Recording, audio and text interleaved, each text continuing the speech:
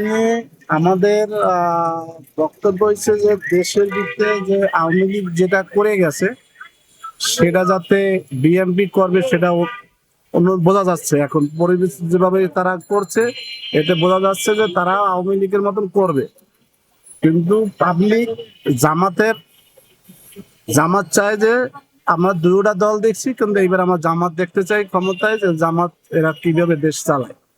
আমরা 5 বছর দেখবো, তারা যদি ভালো চালায় তাহলে আমরা জামাতের থাকবো, সাপোর্ট থাকবে আমাদের ইন্টারে। কিন্তু এবার আমার এই ভিতরে মানুষে প্রকাশ করে না, কিন্তু ভিতরে জামাতের সাপোর্টার অনেক, যা ভাবতে পারবে না। যদি সুস্থ নির্বাচন হয় সেটা বিপুল ভোটে দেখতে পারবে মাঠে বসে যে কতটুকু কেরা ভোট পাইছে।